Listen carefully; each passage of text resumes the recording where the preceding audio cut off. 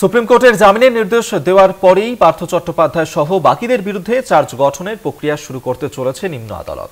24 ঘন্টার মধ্যে 28 জন নতুন অভিযুক্তকে মামলা সম্পর্কিত নথি দেবে ইডি। 18 ডিসেম্বর নতুনভাবে সংযুক্ত অভিযুক্তদের আদালতে সশরীরে হাজিরা দিতে হবে নির্দেশ আদালতে।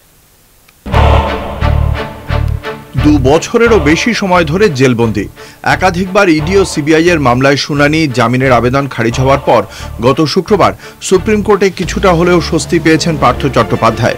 ইডির মামলায় শর্ত সাপেক্ষে পার্থ চট্টোপাধ্যায়ের জামিনের ছাড়পত্র দিয়েছে শীর্ষ আদালত। সুপ্রিম কোর্টের নির্দেশ ছিল শীতের ছুটির আগে বা 31শে ডিসেম্বরের আগে পার্থর বিরুদ্ধে চার্জ ফ্রেম করার ব্যাপারে নিম্ন আদালতকে সিদ্ধান্ত নিতে হবে। এবার সেই নির্দেশ মতোই চার্জ গঠনের প্রক্রিয়া শুরু করতে চলেছে নিম্ন আদালত। সোমবার বিচারক শুভেন্দু সাহার তরফে 3টি নির্দেশ দেওয়া হয়েছে। 24 ঘন্টার মধ্যে 28 জন নতুন অভিযুক্তকে মামলা সম্পর্কিত নথি দেবে ইডি। প্রত্যেককে 5ম সাপ্লিমেন্টারি চার্জশিট কপি দিতে হবে। 18 ডিসেম্বর নতুন অভিযুক্তদের আদালতে সশরীরে হাজিরা দিতে হবে বলেছেন।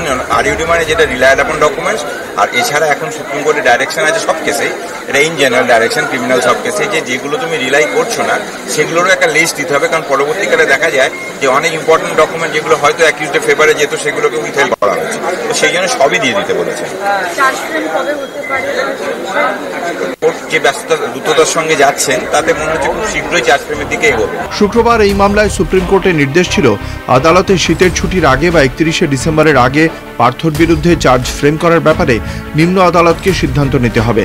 তদন্তকারীর পক্ষে যে সাক্ষীরা অত্যন্ত গুরুত্বপূর্ণ ও স্পর্শকাতর তাদের সাক্ষ্য আগামী জানুয়ারি মাসের 2য় ও 3য় সপ্তাহে নথিবদ্ধ করতে হবে। এই পদক্ষেপগুলি সম্পূর্ণ হওয়ার পরেই পার্থকে জামিন দেওয়া হবে। তবে কোনোভাবেই সেই হেফাজতের মেয়াদ 1 ফেব্রুয়ারি অতিক্রম করতে পারবে না। সেই মতোই পদক্ষেপ শুরু করল নিম্ন আদালত। পার্থদের বিরুদ্ধে শুরু হলো চার্জ গঠনের পদ্ধতি। কলকাতা টিভি।